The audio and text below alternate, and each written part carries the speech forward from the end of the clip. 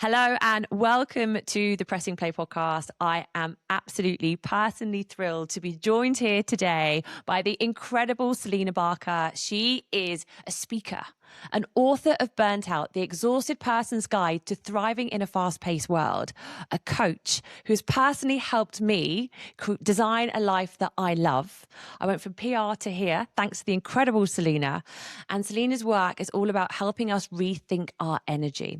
And what I love about Selina is she's talking about in Time to Thrive, how she explores the idea that we're not in a time crisis, but an energy crisis, which I feel that so many women are feeling right now. Selina Barker, thank you so much for coming on the pod. Jo, this is such a joy on just so many levels. First of all, because this is something that you dreamed up.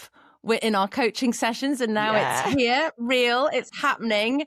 And it is just so amazing to see you in your power. Like and think this podcast is going to be, and is already, such an important podcast for women. You've also really empowered me in approaching perimenopause and menopause in a way that I just didn't actually know was possible. Like, I'm genuinely excited about it. Yes, there are challenges and more challenges to come for sure. But I think it's so exciting. I'm like, this is renovation period, baby. Absolutely. It's the renovation period and there's so much more to come. And what I love about this conversation and what we're going to be talking about, because I'm sure there's so many women who are thinking about pressing play and they're like, I'm exhausted and I'm really tired and this is just the way it is. And I think before we actually unpack all of that and get into it, what first led you into this work? How did this all start for you? So with writing Burnt Out, it was literally like what you've just said there. I mean, this was back when I was in my early 30s and I had been coaching people already, career change coaching predominantly for a number of years. And I was noticing more and more people coming to me because they were burnt out. And then I started having what I call mini burnout. So every 3 months or so, I would push myself, burning the candle at both ends. I didn't yet have a child, which would have added further, challenges to that. But even without a child and working for myself and doing work that I loved, I still managed to push myself to the point of mini burnout. So being completely brain frazzled, like to the point that one of the symptoms of burnout is decision fatigue. And I remember trying to choose a packet of crisps to help me get home and almost bursting into tears because I couldn't choose what flavor of crisps. And I was like, uh-oh, I've done it again. And I would be in this cycle about every 3 months. So I started going through this sort of being trapped in this burnout cycle. And I was noticing more and more of my friends talking about being completely frazzled, either saying that they were burnt out or talking about symptoms that sounded like burnout. And I just took a step back and I was like, wait, what is going on? Like, we are designed to thrive. Our bodies and our brains are made for it. And yet we're just accepting this level of exhaustion, stress, and burnout and saying, well, that's just how life is. I was like, and it really riled me. And I was like, this is not how life is supposed to be. And the moment I get that, it's a wonderful mix, just wanting to get on my soapbox and rally and cry, like, no, it will not be this way. And so I actually was speaking to a publisher at the time and I said, well, the book we all need is, How to Stop Burning Out. She was like, oh my God, that is the book we all need. Write that one. I was like, but I'm not like a burnout expert. She was like, you've been coaching people out of burnout through career coaching for years and years. Like, write the book. So actually, Burnt Out was a combination of me going on a mission to understand why are we burning out, but more importantly, what can we do about it? Because there are great books out there on why we're burning out and societal reasons, the cultural reasons, and all the rest of it. But I wanted to write a book that was like having a coach by your side that really meets you where you're at. And in fact, the first part of the book, I say, if you're really, really burnt out and frazzled, I'm going to give you these 5 tips and then close the book. Your poor frazzled mind does not need to take on more information and come back when you're feeling more like yourself. Treat this like you've got really bad flu. Like, cancel your plans, get into bed. You need to rest. You need to cry into the pillow. You need to admit that enough. And for me, burnout is your body and your brain, your wise body and brain saying, this is not sustainable. It's like pulling the plug. It goes on strike. Your brain, if it's brain frazzled kind of burnout, it's like your brain goes on strike. It's like, enough. We can't carry on like this. And you haven't listened to our earlier warnings. So now watch this. And it just, that's it. It forces you into bed. Absolutely. And I have to show. Yeah. No, go on. Oh, there she is. Highly recommend this fabulous book. Burnt Out. Really, it is absolutely fantastic. It really, really, really is. And I love how you're talking about that, how not listening to our bodies and we're going at a certain level. And I think, do you think there's an element where as women, we're like, this is just the norm. We're supposed to feel this way. This is exactly how it's supposed to be. Do you find that working with people? 100%. Like, we are particularly in our world of work, but in the world of parenting as well, there's an accepted amount of tiredness and exhaustion and stress that we've normalized it so much that we don't even think to do anything about it. Well, everyone else is feeling that. And that doesn't mean we should just accept it. That just means we've got a massive crisis. There's just a huge problem that's going on. Not, well, everyone feels like that. That must just be how life is. And I really do. Even after I'd broken free from my burnout cycle, I felt fatigued for most of my adult life. Then I had a child. That fatigue continued. Surprise, surprise. Yeah. And actually, it wasn't until I wrote Burnt Out that I landed on this whole idea, this whole concept of manage your energy, not your time, from Tony Schwartz. He wrote an article for Harvard, and it was huge. It went viral. And when I read those words, manage your energy, not your time, it was like a huge light bulb to me. I was like, this is what it is. It's a massive crisis of energy. And the way to protect ourselves from burnout and the way to recover from burnout is to look at how to manage our energy. And they have this amazing framework where they look at energy from different sources. So physical, emotional, mental, and spiritual. And I then went on to add a fifth one, which is motivational. And so that's what I've been developing over the last 6 years, is teaching people how to manage their energy. And the beauty of it is it's really simple to do. People get it. It seems to be quite intuitive. But the moment you start putting some of these things into play, your energy does start to increase. I felt my energy increasing within the first few days. And we all want instant results, right? So, you only take 6 months, but eventually you'll start, which, I'm all right with that too. The perimenopause journey has taught me that sometimes you have to wait a while for things to, really start working. But I'm glad to say, when it comes to managing your energy, I've had people do Time to Thrive, which is very much a sort of toolkit and audio guide. So it's like instantly putting things into action straight away. I've had people say to me, well, 15 minutes of reading it and I've had the best night's sleep I've had in ages. And it's not rocket science. It was because one of them opened it up. She was reading it in bed and listening to the audio. And the first physical energy zone section starts obviously with sleep. And it said, if you're really struggling with getting enough sleep at the moment, one of the things you could do is go to bed early. And she went, do you know what? I'm going to go to bed right now. So she went to sleep at 9:30. And she was like, who'd have thought? It was like, she had a baby and she was like, oh my God, I could go to bed earlier and then get more hours that way. And it's often such simple things that we've either forgotten or had just got stuck in this mindset of, there's no way out of this. I'm stuck like this, and accepting it, that we don't see that there are actually, not always, sometimes, it takes more than something that simple, but more often than not, it's really simple stuff. We already know how to do it. We already know it's good for us, but it's actually recognizing that we can use that as a tool to keep our energy topped up and understanding how we work as energetic beings, that we are not machines, that we're supposed to keep topping our energy up throughout the day.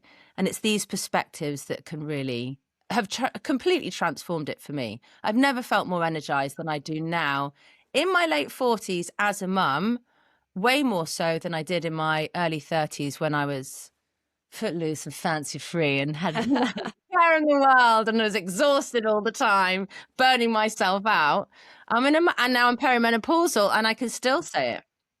Oh, You I know? love this. I love this. And I love what you're saying. Because I think, again, we feel this is our identity. Like, how many times do you hear that I'm burnt out? I'm tired. And you think there may be something wrong with me or this is how it is. But when you look, actually, there's things that you can do to change your life. It's so powerful. It's so powerful. And especially when you're in perimenopause and especially when your body and everything is changing around you. So if someone's listening right now and they're feeling, what's the first thing I can do? I know you mentioned sleep. If they're looking at the zones, what's the first one that they could focus on?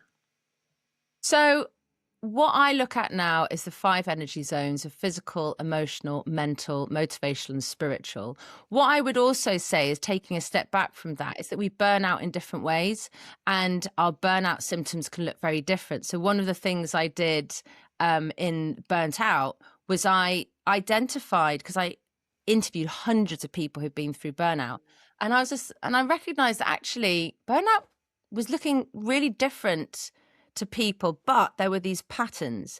So I recognized that some people burn out on a real kind of physical level from just being on their feet all the time, never stopping, never resting. And so I came up with these burnout archetypes that are different ways of behaving. And so that's the overdoer. Then you've got the overgiver, and they burn out in a sort of compassion fatigue way. They're giving, overextending all the time, saying yes when really they want to say no. And their burnout looks like compassion fatigue, teary, very emotional. I just want everyone to back away. Sometimes also feeling resentful. Everyone else's needs are being looked after. Who's not looking, who's looking after me?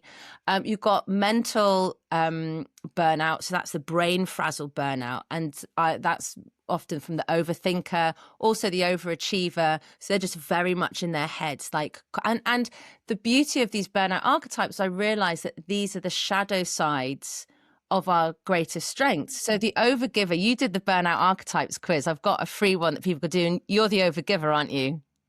I am 100% the overgiver. I feel I I knew scored you'd be the overgiver. 100%. And Of please course. do go. It's so good. It's such an incredible, incredible way to find out who you are. And when I read it, I was like, oh yes, that's me. And this speaks to me. This speaks to my soul. So please tell us more. Well, so the overgiver, when they're in their full power, they love being caring. They love being there for people. It lights them up. They love connection. They want to be there for their family, their friends, their colleagues, their clients, strangers in the street. But when they kick into overdrive and they get into that stress zone, their behavior then becomes, it's like your superpower has had too much coffee and is highly adrenalized and now it's gone a bit sort of berserk, and you can't stop giving, and you're giving at your own detriment. And once you get stuck in that, it's like a vicious cycle. And the more you do that, the more you're depleting, particularly your emotional energy zone. And then you've got the overachiever. That tends to be quite mental energy. So that's brain frazzle, that's decision fatigue, that's feeling perhaps either really anxious. But you've also got then the feeling like you don't care anymore about the stuff that you used to really care about. Your work, your hobbies, maybe the things you used to get really excited about. It's like a damp blanket has just gone over everything. And the underlying experience everyone has when they're burnt out, I think, is that feeling you just can't cope anymore. I just haven't got. And what you haven't got is the energy to just put one step in front of the other anymore, because you are so energy depleted. And like I say, where your energy depletion is can be in these different energy zones. Usually when you're burnt out, every single energy zone is like rock bottom. The place to start, and actually in the burnout archetypes quiz, you get whatever result you get, you also get a sort of whole download about your burnout archetype, how to spot the signs when you're heading into your burnout archetype sort of behaviors, and 5 top tips for what you in your burnout archetype particularly need to help get your energy back. But for everyone, starting with physical energy, like that is the fuel.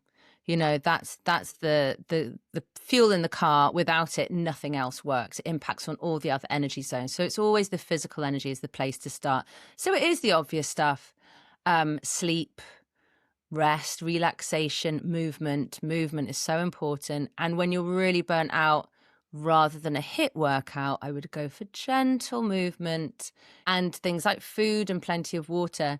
But then you move into the other energy zones. And actually, if there are a lot of overgivers listening, because usually there are, feeling your feelings, really important one. You know, I think when we are burning out, we're just so used to being on that treadmill, never stopping, don't look at it, don't feel it, just keep going, that we can really become detached from our feelings. So, you know, often that turning point is that moment of just floods of tears on the kitchen floor. I can't go on. And I'm always, when people hit those moments, I'm like, yay, rock bottom, because it means there's only one way to go from here, and it is up. And actually, I was interviewing someone the other day and she was talking about her rock bottom, and she said, actually, what we forget about the rock bottom is it's rock, it's solid. So that's why when we you know, that moment of crying, floods of hot tears, I can't go on, there's a sort of interesting solidness to that moment, because actually in that moment we're really just finally admitting to how we're feeling, and it's not okay that I'm feeling this way, rather than like, well, this is just how life is, I'm burnt out, on we go. I'm always like, oh no, that's a much scarier place than the person who's unraveled on the kitchen floor in snotty tears, because that person who's like, oh, I'm burnt out, but you know, this is life, let's carry on. I'm like, oh, the fall is to come, the fall is to come. But it's true. That's so powerful, isn't it? That you say that it's actually rock bottom is solid. Yes. And it is solid. It's a solid place. And I've definitely had the burnout merchandise. And, you know, I'm sure you have as well. And it is a moment where it's like you can only go up. And I think there is hope in that. And especially as we're going through perimenopause and midlife, feels like everything is shifting. It's knowing that you can, we're going up from here. And I love the way you're giving burnout so much language, like your energy zones. You're giving a language to how we are feeling. And it's not just we're burnt out, but this is what you can do by focusing on the different zones on your body or in your life and really helping yourself come back to life. And I love that it's just simple. There's not big things that you have to do. It's really simple things that you can do. So first, so step one, wasn't it? Notice your archetype. Yeah. I'm an overgiver. Yeah. Working on it, babes. I'm working on it. You know, do the quiz, find out who you are and find out what level, find out where you're burnt out. And then go and look at the zones in Time to Thrive and look at what areas of your life you could just start to, would you say, just start to dial up? Oh, 100%. Yeah. And that's the beauty of it. Like when I first started looking at these energy zones back when I was writing Burnt Out, the one that I was like, spiritual energy. I don't even know I didn't know what that is. Let alone what to do about it. But I was like, but I could tell there was all sorts of resistance around it. And now I'm like, oh, spiritual energy. Like, you know, there's so many tools for that. It's meditation, it's getting out in nature, but like really being in it. It's dancing and really being in the music. Like, you know, I had all this stuff around, it had to be to do with beliefs, and I didn't know what those beliefs were, or if I had. No. Let's just strip it back. So it's all a journey. And, you know, someone the other day was saying she was doing Time to Thrive and she was in the physical energy section. She went, well, I've realized that I don't know how to relax. I was like, great. So that's the area for you to focus on. And, you know, other people want to go straight to the motivational energy and go, I don't even know what direction I want to go in life. I find it hard to like get out of bed in the morning and start my day. Go to motivational energy then. Start there. And yeah, absolutely. I mean, the thing is, like I was saying, the moment I had this framework of understanding how to manage my energy, and I was writing Burnt Out during the pandemic with a 4-year-old in the house who just started reception, and now me and my husband were being his teachers, which did not go well. Like, with all of that going on, I was starting to use these tools to manage my energy and starting to feel more energized than I had done my whole adult life. And I was in the pandemic writing a book with a 4-year-old at home that we also had to homeschool, and all of the stress that was going on at that time. And it was because I was doing things like understanding to keep my brain fresh while I was writing, movement, exercise. I started exercising for the first time really in my adult life. Realized it because I hadn't realized it gives you energy. I just thought it was a way to control our bodies. And I was like, no, thank you. So I was like, so I won't exercise. And also the other reason I didn't exercise was because, and my mum and my husband were saying all the time, you're so tired all the time, you just need to exercise. I was like, I just told you I don't have energy.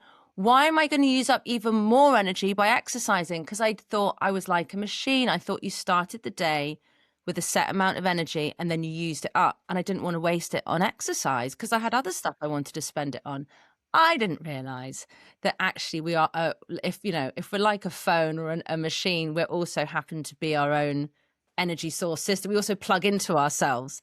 So I didn't realize that exercise gives you energy. It was like, it still astonishes me to this day, like how I can go, feeling tired, like in the afternoon and exhausted, a bit of movement, get my, my heart beating and my pulse racing, and suddenly I've got loads more energy. I was like, it's like magic.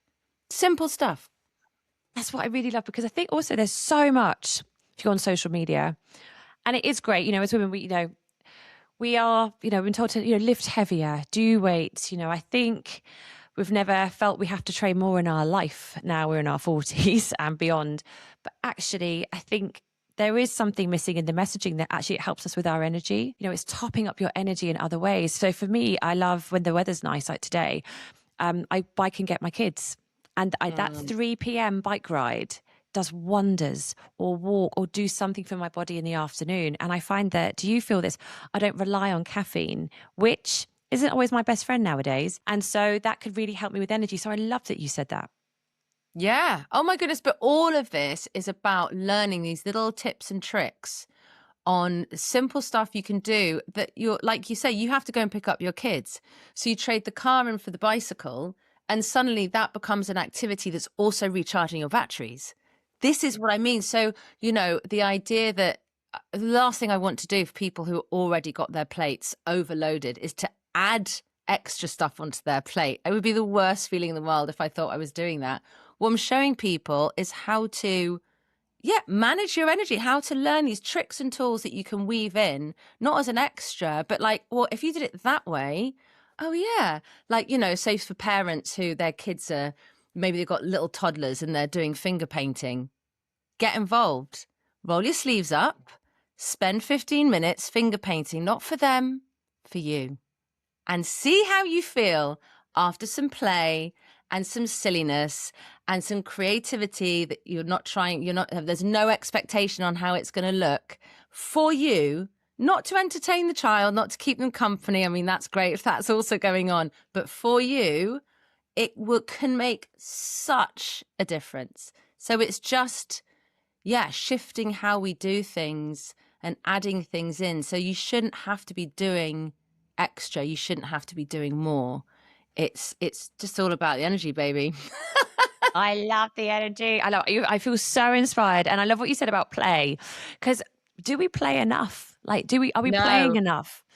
Let's go back to machines, isn't it? It's like, can't play. But actually when we play, and in perimenopause, dopamine does go down. And so by playing and tapping up that energy, then you're bringing the dopamine back in. And so we feel better. So it's all about working on that dopamine, isn't it? And getting us and helping our bodies as we age and bringing that in. But I mean, I think that we're basically very closely having the same conversation. Energy, dopamine, like managing your dopamine, managing your energy. It's the sort of same kind of framework. And that dopamine, that's very much in the sort of emotional energy, but it's also in the physical energy zone. But what I love about your press play is that play is so essential. It's how we experience being human. And play is such an important topic. It's one that is not talked about enough. And I think what you've done with the beauty, I think, of perimenopause and menopause is that it takes the mask off. You know, our tolerance for things that, well, that's just how life is, suddenly goes, ta-da! So if you haven't addressed any of the issues, any of the things going on, this is the time. Like, there's no escaping it now. And so I think one of the things is our lack of play in life, and just your kind of this approach to play as being, it's not really the antidote, is it? I would say the answer is the need actually behind perimenopause and menopause. It's really essential. But I think also perimenopause and menopause take the mask off our lack of play. But I mean, play as a topic absolutely fascinates me. I've been studying the topic of play. I did my dissertation at university on it. Play is so essential to feel connected with ourselves, to feel connected with life. There's a deep spiritual element to it. There's a playful, joyful, fills up your emotional energy zone element to it. It's how you get to know yourself. It's how you get to find your path in life. So with my career coaching, I've always been about projects, experimenting, playing has always been a huge part of it. There's that fun element in play that I think we lose as we do more and more adulting and become more and more grown up, which I think is a terrible idea for most people. So yeah, I think you have not accidentally at all. I think you have chosen one of the most potent forces there are for all humans. But I think, yeah, why not have the middle-aged women reclaiming their power through play? It's genius. Yeah, I hadn't connected this before, but yeah, really, really powerful. It's one of the most powerful vibrations is play.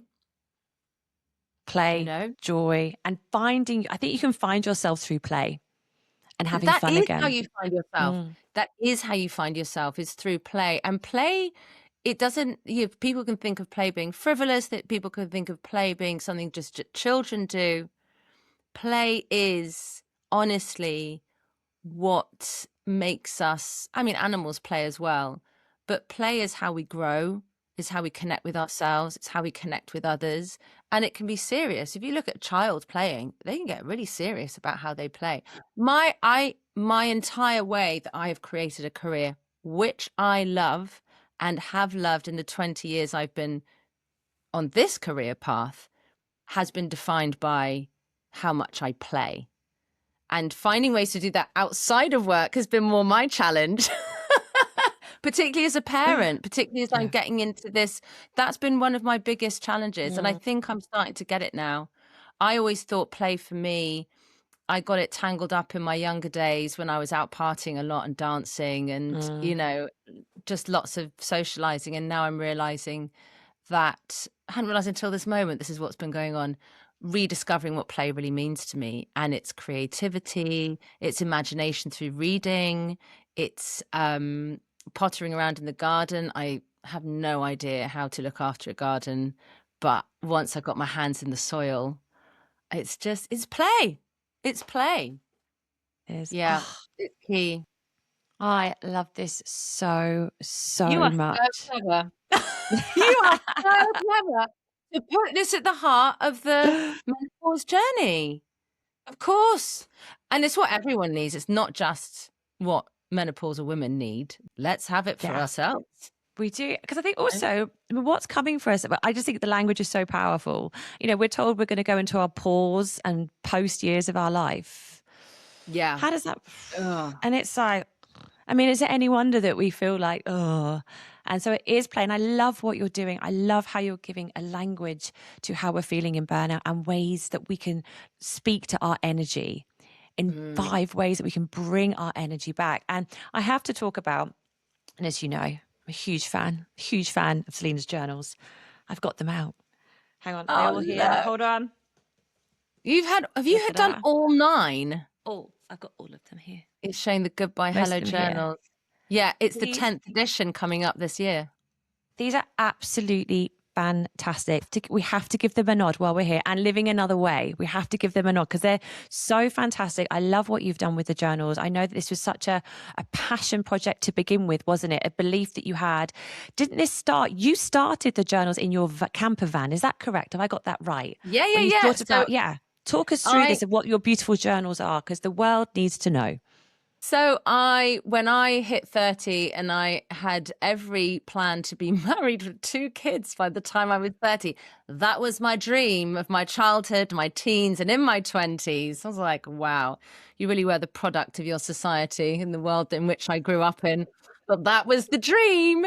And not knocking having that. But I was like, there are other things you could have been doing. Turns out I did have to find other things to do, because by the time I hit 30, I was very single, definitely didn't have kids. And so I was left with this sort of idea of like, right, so this is not the life I had dreamed of. I'm going to have to create something else. I've got a blank canvas. What do I want to do? And I was just like, I'd always had this dream with my partner that I didn't have, to go camper vanning, like around the world, around Europe. So I bought a little yellow camper van, decided not to do Europe. I want to stick with the UK, because I was like, but I don't even know the UK well. I've lived in London, in a short time in Newcastle for university my whole life. I want to get to know the UK.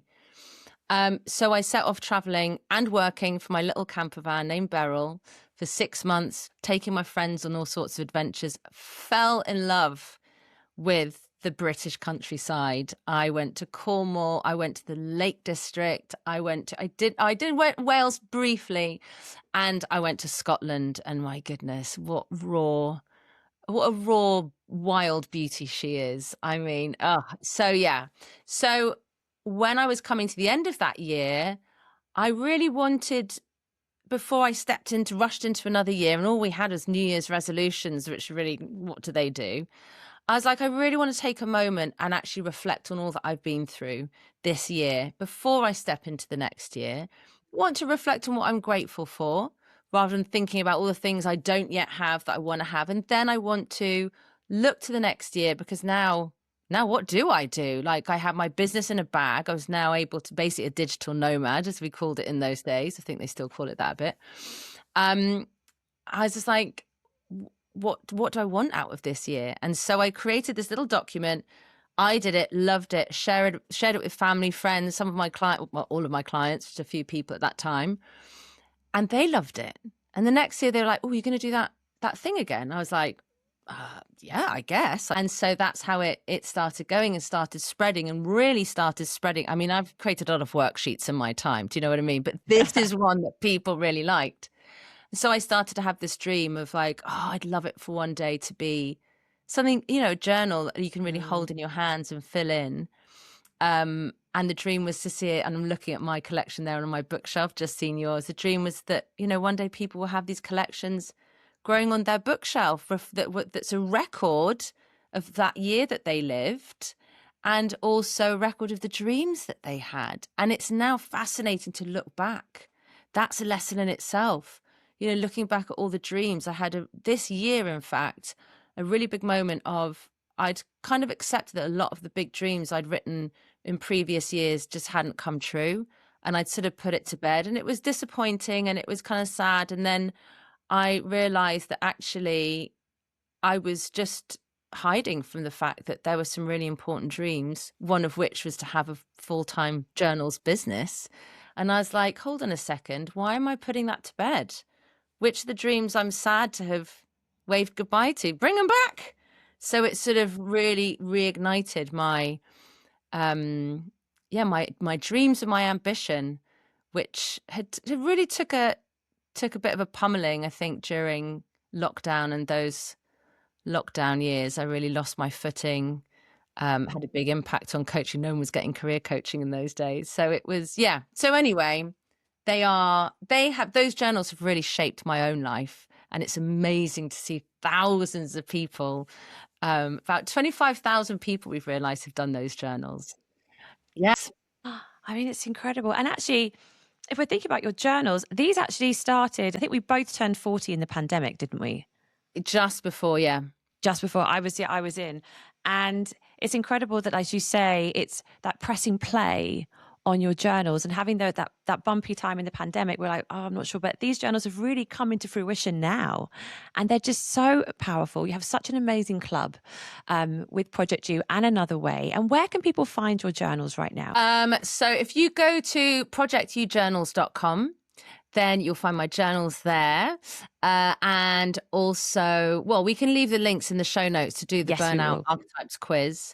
And I've also got a free 5-day energy reset that you can do, which is 5-minute little audio that you get each morning over 5 days. And it gives you a quick overview of each of those energy zones and one simple thing you can do that day to boost that energy zone, just so I can show people actually how easy it is. Because just coming back to the burnout and exhaustion is that so often we finish that statement of I'm burnt out, I'm exhausted with a full stop. It's just like and there's nothing, doesn't go any further. What we need to be saying is I'm burnt out, I'm exhausted, right, I need to do something about this. That's what managing your energy is. It's like okay, well, it means your energy is like incredibly low in some, if not all, of those energy zones. So let's take a look at them. And at the start of Time to Thrive, you've got an energy compass. So you have a look and you look at the 5 energy zones and you rate each one from 1 to 10. And then you go, to see where you are and which energy zone, really needs to be looked after and needs some attention and some love and care. And it's just amazing to discover how quickly, with such small things, we can boost our energy. And also the other thing I would say as well, and I think this is really important, particularly when we are going through perimenopause and menopause, is when we're talking about being energized and full of energy, it doesn't have to be perhaps that almost youthful rah energy. We don't be leaping out of bed. When your 5 energy zones are really topped up and flowing, and doesn't have to be 100% to feel good, do you know what I mean? We're also not going for perfection. That energy is grounded. It is deeply connected. It is, even when you're going through a tough time, you're allowing yourself to just feel those feelings. You feel held by yourself, but also by others, because you've learnt to, that you're not an island and that you sometimes also need to be supported. Overgivers looking particularly at you. And it's about feeling rested. And it's about this week, some mornings I've woken up and been like ready to go. And one morning I woke up and I was like, said to my husband, I was like, you get the kid up. I am having a lie until 8:30. Oh. And I took the start of the day slowly and eased into it. So I think it's also just reframing what we even mean by the term feeling energized. Like, it can be, I read somewhere, someone sent me a quote from a book. I wish I could remember the book now, but, and it said, the person in the book had written, nature's pace is medium to slow, and most of us are trying to work at a fast pace. And I think one of the many beauties of perimenopause and menopause is it lowers our tolerance to living life at that fast pace. It lowers our tolerance to multitasking and juggling. I ain't got the executive function anymore on brain fog days to be able to do any of that. Yeah. So I'm having to find ways to slow down and also get all the stuff done. So it's like, and it's not always easy. And I hate the feeling of dropping balls and forgetting things, and including very simple words sometimes, and how to say them. But it's all of it, much like burnout, it's forcing us actually to find a pace of life, find a rhythm of life that works so much better for us. Like burnout is a really scary thing to go through. It feels really scary because you feel so far from the person who you once knew yourself to be. But I always say, so often people will say it was the worst and best thing that ever happened to me, particularly when they have really bad burnouts. I saw my dad go through massive burnout when I was 12. So surprise, surprise, I ended up writing a book on burnout. Also, surprise, surprise, I ended up having my own mini burnouts when I was in my 20s and early 30s. But what I saw of him going through that, which has kind of inspired me ever since then, was it helped him to completely reevaluate and change his life. And he went from being a workaholic to having this dream of sailing around the world. He'd been a sailor as a kid and had raced other people's big sailing boats, and then he'd had to stop because of work and kids, and his heart broke. So he went back to that. He ended up sailing around the world. He sailed to the Antarctic. He is there's my dad before the burnout and my dad after the burnout. They're like two different people. And he was such an example of, you don't have to go to those extremes. He is a man of extremes. He was never going to do, just be happy pottering around in the garden. I'm happier with that, to be honest. But it just showed me, and this is what I've seen time and time again with people, when they hit burnout, and they're on their knees, crying, I can't go on like this anymore. It's because their body and brain has wisely said, no, you can't. And something has to change. And I think perimenopause, the menopause journey, offers that same opportunity for growth, which at the time we want to scream and shout and say, why can't things just be how they were before? But stay then the on same. reflection, stay the same. That is not how life is going to be. No. And I think, but on reflection, we look back and realize that it pulled the veil off so many things that needed to change, that we had somehow, with adrenaline and coffee, just pushed on through for such a long time. And now we have to go through that, sometimes painful learning journey of bringing about change, which no human being likes. And yet this is what we're here for. We're here to grow. Like, that's how we feel alive. And at the same time, human beings are hardwired to fear change and to hate. And, we used to put in maps of the world, the uncharted territories, here there be dragons. Just, we don't know what's over there, so it must be awful. Don't go over there. Stay here where everything is familiar. Don't make any changes, nothing new. Definitely. So we're hardwired to fear change. So I think that, I think it's a roller coaster ride, and that's why I do feel excited about the perimenopause journey, because so much transformation and growth is going to happen. I see it as a gift. You know this. I do see perimenopause as a gift, because we get to evolve and we get to change and we get to mix it up. And I think it's such a big moment in our lives. But if we keep doing what we're doing, if we don't focus on those energy zones, we want to do things differently. There is another way of doing things. And that's why it's so important to focus on the energy zones and not keep doing the same thing that we've always done. And I think also as women, we were taught our beliefs, you can have it all. You can have absolutely everything. And it's like, well, not absolutely everything. There are limits. You can't burn yourself to the ground. And it's focusing on yourself. I would love to know if there's one person right now and they're going, oh, yes, I'm excited. What can I do? How can I feel like I want to press play without burning myself out? What was the one piece of advice that you would suggest right now? Can it be that they should come and buy Time to Thrive? Yes. That was the answer I was hoping you were going to say. That genuinely, that's why I created it. Yeah, come and do Time to Thrive. And it's an audio guide. So this is the workbook. This is the part you fill in so that by the end, you've got your own personal toolkit to thriving, filled with the ingredients that you need in order to thrive. But the whole journey is guided by me through an audio guide, because that way you can also listen while you're on the go. And listen to a little bit, and then, okay. And then, when you get home, or later on that day, you sit down and you write down a couple of little things, and then you go and try them out. And actually, it's all about tiny experiments and playing, basically. That's what I would tell you to do. There's one question that I hope with my perimenopausal brain, I always get to ask people and not forget. What are you pressing play on right now? Do you know what? So I had a birth chart reading. This is short, but I had a birth chart reading by the amazing Lou Desborough. You've got to do it. It honestly life-changing. And one of the things that came out of it, she said, I've got a really creative birth chart. Like this, you know, your star signs and everything is a very creative chart.